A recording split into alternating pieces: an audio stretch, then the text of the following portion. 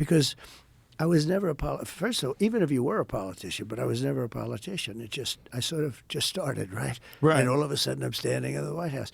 And it was very, very surreal. That room was so beautiful to me, much more beautiful than it actually is. To me, when I looked at the bed, and the bed you could see it was a little bit longer, had to be a little bit longer. He lost his son, and they suffered, the two of them suffered from melancholia. They didn't call it depression. They called it melancholia.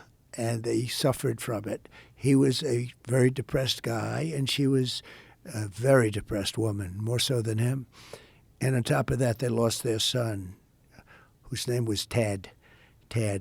And it was just seeing it in the little pictures, a little tiny picture. I mean, you can't see the details there. Little tiny, everything the way it was, a little tiny picture of Tad, who he lost. And it was devastating.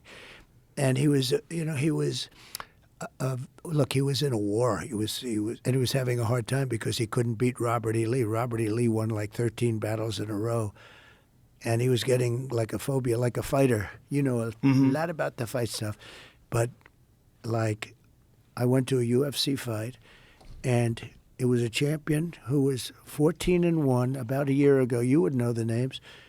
14-1, and the only guy he lost to was this one guy.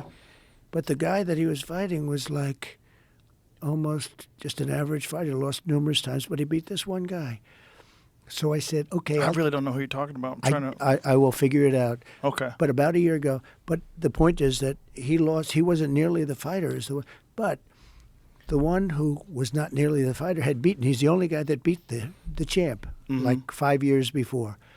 And I said, I'll take the guy that won the other fight. And that's what happened. He beat him a second time. Sometimes Lincoln, psychological.